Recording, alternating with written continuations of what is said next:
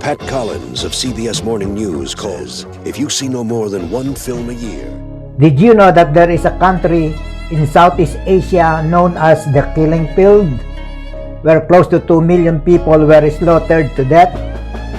But now, this country is one of the world's most iconic destinations due to its century-old temples and thousands of human skulls. Well, that is where I'm going to bring you now, guys.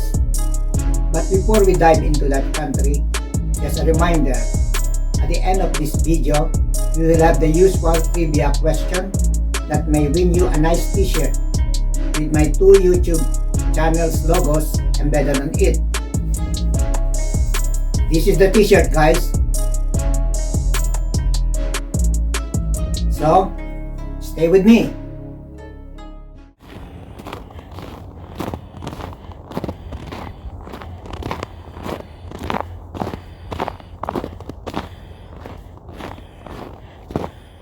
The Killing Field is none other than Cambodia, which borders Thailand, Laos, and Vietnam. It has 2 major places that attract tourists the most: Phnom Penh, Cambodia's capital where most of the systematic killings took place, and Siem Reap, the cultural mecca with its hundreds of temples and ruins that date back to the 12th century. The horror that Khmer Rouge leader Pol Pot unveiled that turned Cambodia into a killing field may have been a thing of the past, but the memory still lingers on, with around 8,000 skulls and bones kept and maintained for the world to see. Although lately the skulls and bones have been showing signs of breaking down, coupled with the country's desire to move on from its darkest past, plans to remove them from this place are now being contemplated. Having risen from a brutal regime where almost 2 million Khmers were murdered by the wickedest ruler the country ever had, Cambodia is using the best and the worst of its historical experiences and has been turning the country into one of the best tourist destinations in Southeast Asia today. With Phnom Penh, the largest city's capital, one can enjoy the structural beauty of the magnificent royal palace,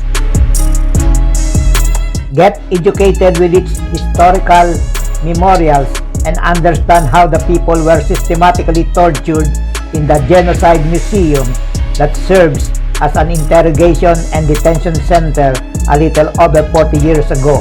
Be awed and mesmerized with a life-size gold Buddha dripping with more than 2,086 diamonds, the largest of which weigh about 25 carats, inside the Italian marble-made floor of the Silver Pagoda. Get stunned as you view the 8,000 skulls and broken bones inside the glass shrine of the Chuang Ek Genocide Center that were gathered all around Cambodia where killings went rampant during the regime of Pol Pot. Then take a breather in the ever-lively old market with its fresh agricultural produce and other products, or meander around the progressively growing financial district of Phnom Penh.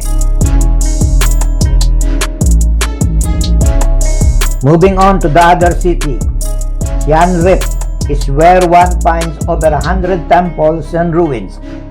The most visited ones are the Angkor Wat, the largest religious structure in the Angkor Park, the Angkor Tomb with its massive gates and large walls, Bayon with its 216 stone smiling faces, those stone temples that are being taken over by the roots of old trees that are spreading like a net around the structures, the old Bayon Temple entrance Angkor Tomb gate, as well as the temples of Ta Prohm, which have almost been taken over by gigantic tree roots snaking across their crumbling stone walls, and the Pre-Rap, which has 5 towers, a central taller one, and 4 short corner towers, believed to be where royal cremations were being performed.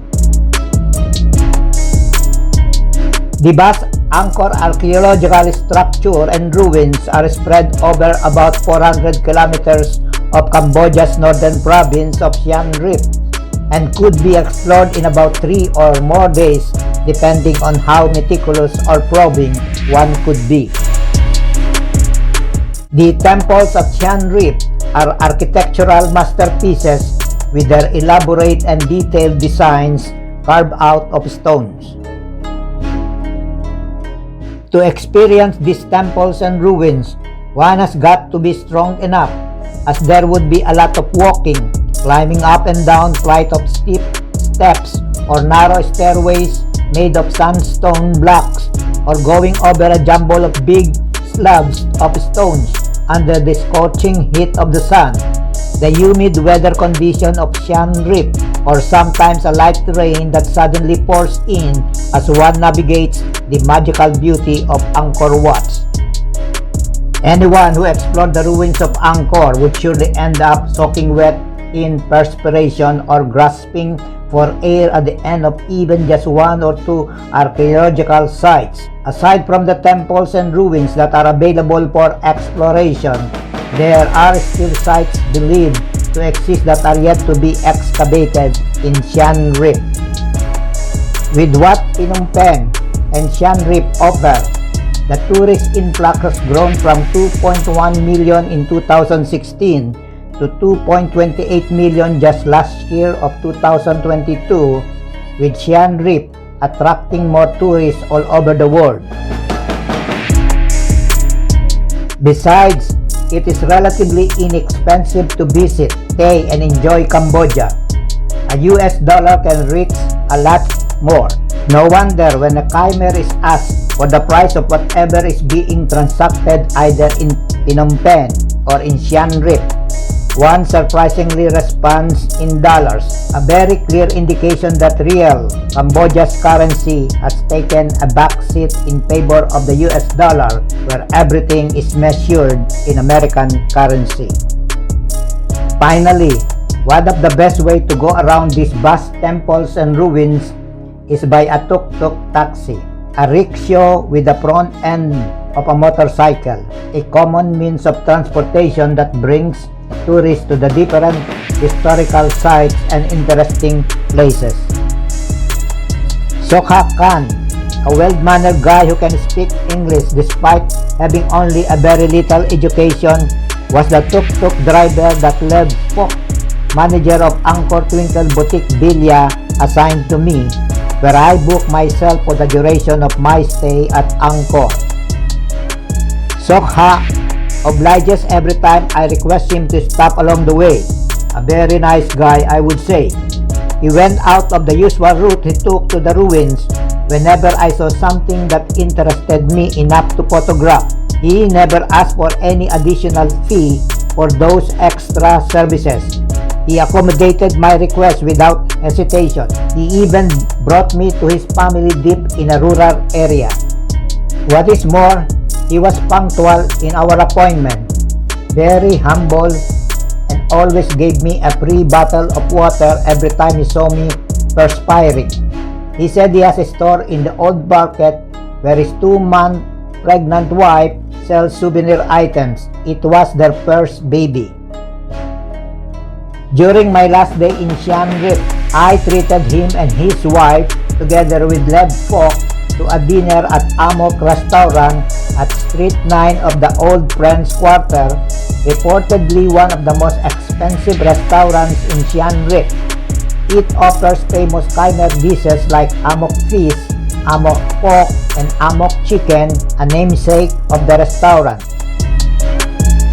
Amok is a national culinary tradition in Cambodia, which is the process of steam cooking a curry in banana leaves. Most of the restaurants, pubs, and bars are in the Old Friends Quarter, very close to the old market where crafts and souvenir items are in abundance for one to choose from. The next time you travel, include Cambodia on your list. You'll be happy you did. Here is our trivia question for this blog. What is the name attributed to Cambodia as a result of the gruesome extermination of almost 2 million Khmers during the time of the wickedest ruler their country ever had? Write your answer in the comment section below, together with the size of the t-shirt of your preference, medium and large only. The first 2 subscribers with the correct answer win. You'll get your t-shirt wherever you are in this world. Good luck! Stay tuned for my next travel vlog, and don't forget to subscribe, please. Thank you.